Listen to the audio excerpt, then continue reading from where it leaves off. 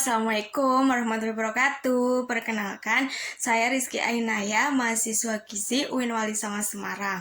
Nah, pada kesempatan ini saya akan melakukan sedikit edukasi tentang dislipidemia. Nah, mau tahu nggak? Oke, sekarang lanjut. Apa sih dislipidemia itu? Ayo apa? Nah, dislipidemia adalah kelainan metabolisme lipid atau lemak yang ditandai dengan peningkatan atau penurunan fraksi lipid dalam plasma, yaitu kenaikan kolesterol total, kolesterol LDL, dan trigliserida, serta terjadi penurunan kolesterol HDL. Oke? Kemudian, apa sih faktor penyebab dislipidemia? Nah, faktor penyebab dislipidemia itu terbagi menjadi dua, yaitu ada faktor dislipidemia primer dan faktor dislipidemia sekunder. Baik, dislipidemia primer. Nah, dislipidemia primer ini adalah kelainan genetik yang bersifat monogenik maupun poligenik pada metabolisme lipoprotein. Nah, dislipidemia genetik dibagi menjadi beberapa tipe, yaitu hiperkolesterolemia familial, hiperkolesterolemia poligenik, dan hiperkolesterolemia gabungan familial. Kemudian ada genotype apolipoprotein A dan defisiensi lipoprotein lipase. Oke? Nah, dislipidemia sekunder yang kedua ini adalah disebabkan oleh faktor luar, yaitu asupan makanan yang mengandung tinggi kolesterol yang berlebih dan gangguan metabolisme atau beberapa penyakit seperti diabetes mellitus, hipotiroidisme, penyakit hati obstruktif, hiperadrenokortisme, sindrom nefrotik, dan pecandu alkohol kronis. Nah, faktor resiko dislipidemia itu dipengaruhi oleh apa? Nah, ada jenis kelamin, usia, genetik, kejadian obesitas, aktivitas fisik, kemudian merokok, dan asupan. Nah, asupan ini konsumsi tinggi kolesterol menyebabkan hiperkolesterolemia dan aterosklerosis. Nah, asupan tinggi kolesterol dapat menyebabkan 7 peningkatan kadar kolesterol total dan LDL, sehingga mempunyai resiko terjadinya dislipidemia. Jadi, hati-hati dengan mengkonsumsi tinggi kolesterol. Oke, batasi makanan dengan tinggi kolesterol. Oke, tanda dan gejala dislipidemia itu apa aja sih? Nah, beberapa kasus orang yang menderita dislipidemia tidak menunjukkan adanya gejala yang spesifik. Nah, dislipidemia ini biasanya diketahui setelah seseorang melakukan pemeriksaan darah di laboratorium. Nah, biasanya apa aja sih gejala yang muncul? Ada sakit kepala, nyeri leher, hingga bahu, kemudian nyeri dada, mudah lelah, seperti itu. Apa sih tips hidup sehat bagi penyandang dislipidemia atau tips hidup sehat agar terhindar dari penyakit dislipidemia? Oke, ada aktivitas fisik. Dapat berupa aerobik, seperti jalan cepat, berenang, bersepeda statis yang setidaknya dilakukan selama 30 menit dengan intensitas sedang 4-6 kali dalam seminggu.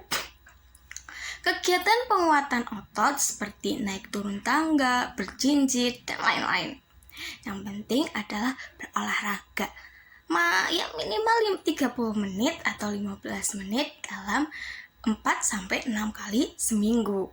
Oke, olahraga yang dilakukan secara teratur dapat membantu meningkatkan HDL dalam tubuh. Olahraga secara rutin juga mampu meningkatkan produksi enzim yang membantu proses pemindahan LDL dalam tubuh dalam darah pada arteri, kemudian dikembalikan ke hati untuk dikonversi menjadi asam empedu. Nah, asam empedu ini dapat berguna untuk melancarkan proses pencernaan kadar lemak dalam darah. Oke, selanjutnya adalah berhenti merokok. Nah, merokok dapat mempercepat pembentukan plak pada koroner.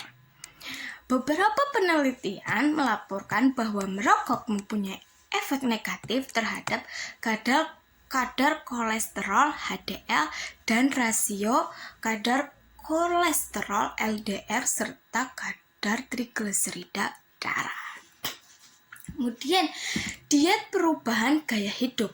Nah, merupakan diet yang langsung melakukan modifikasi terhadap asupan lemak, terutama lemak jenuh, lemak trans, dan kolesterol, serta karbohidrat kompleks termasuk yang memiliki kandungan serat larut air dan antioksidan.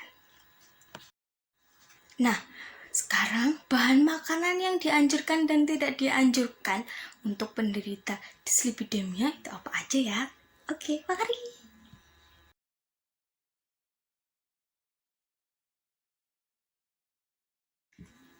Satu adalah sumber karbohidrat.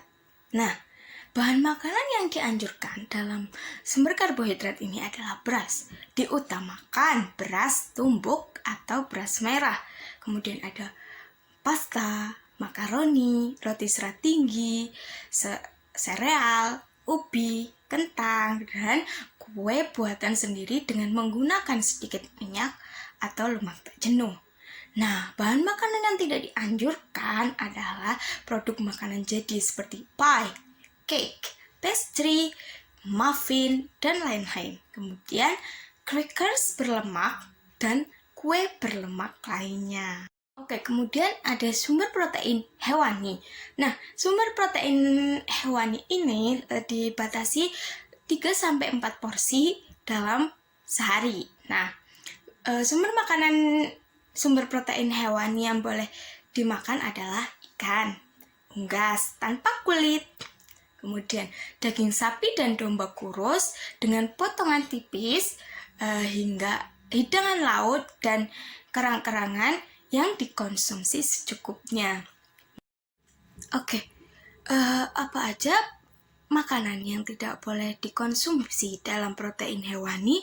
Ada daging merah gemuk, daging angsa, daging bebek, ikan goreng, daging kambing, jeroan, otak, dan sosis. Oke, kemudian sumber makanan lainnya yaitu telur. Nah, telur yang boleh dikonsumsi adalah putih telur dengan substansi bebas kolesterol atau telur rendah kolesterol. Kemudian telur yang tidak boleh dikonsumsi yaitu kuning telur yang dikonsumsi 2-4 butir per minggu. Oke? Kemudian lanjut ke sumber makanan berikutnya yaitu susu dan olahannya. Nah, susu dan olahannya ini dibatasi pengonsumsiannya dalam seminggu yaitu 2-3 porsi per hari. Nah, susu dan olahannya yang boleh dikonsumsi adalah susu skim, yogurt rendah lemak, keju rendah lemak, susu rendah lemak. Kemudian, susu dan olahannya yang tidak boleh dikonsumsi adalah susu whole, susu kental manis, krim, yogurt dari susu penuh, dan es krim, milkshake, serta creamer. Oke? Kemudian, sumber makanan selanjutnya yaitu sumber protein nabati. Nah, bahan makanan sumber protein nabati yang boleh dikonsumsi adalah tempe, tahu, dan kacang-kacangan seperti kacang polong, kacang fava, dan kedelai. Kemudian, sumber protein nabati bahan makanan yang tidak boleh dikonsumsi adalah sumber protein nabati yang dimasak dengan santan dan digoreng menggunakan minyak jenuh. Oke ya, kemudian kita lanjut. Kemudian ada sayuran. Nah, bahan makanan sayuran yang boleh dikonsumsi yaitu semua sayuran segar yang direbus, dikukus, disetup, ditumis menggunakan minyak tak jenuh ganda. Nah, sedangkan sayuran yang tidak boleh dikonsumsi adalah sayuran yang dimasak dengan mentega, minyak kelapa atau minyak kelapa sawit, dan santan kental maupun krim. Oke ya, kemudian ada buah. Semua buah dalam keadaan segar atau dalam bentuk jus itu boleh dikonsumsi. Nah, yang tidak boleh dikonsumsi adalah buah yang diawetkan dengan gula. Oke, sebenarnya dislipidemia itu boleh mengkonsumsi gula dan pemanis nggak sih? Gula dan pemanis yang boleh dikonsumsi oleh penderita dislipidemia adalah pemanis tanpa kalori, sukrosa, madu, sirup stroberi, puding, dengan susu bebas lemak. Nah, yang tidak boleh dikonsumsi adalah es krim, kemudian fruktosa, minuman ringan, susu, dan coklat. Sumber lemak yang boleh dikonsumsi oleh penderita dislipidemia yaitu minyak jagung, minyak kedelai, minyak kacang tanah, minyak bunga matahari, dan minyak wijen. Kemudian ada saus tomat, cuka, minyak zaitun. Nah, sumber lemak yang tidak boleh dikonsumsi oleh penderita dislipidemia adalah minyak kelapa dan minyak kelapa sawit, kemudian mentega, kemudian margarin padat dengan lemak trans, kemudian ada kelapa, santan, krim, mayones, dan dressing yang dibuat dengan telur. Dan yang terakhir adalah cara memasak. Nah, cara memasak makanan yang baik untuk penderita dislipidemia ataupun yang mencegah penyakit dislipidemia adalah dengan cara memanggang, merebus, mengukus, menggoreng dengan sedikit minyak, dan membakar. Sedangkan yang tidak boleh dilakukan adalah menggoreng dengan minyak banyak dan diolah dengan santan.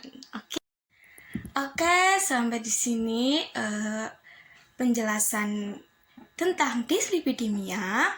Semoga membantu dan bermanfaat untuk kalian semua yang menonton video ini, dan terima kasih telah menonton video ini, dan sampai jumpa. Assalamualaikum warahmatullahi wabarakatuh. Terima kasih.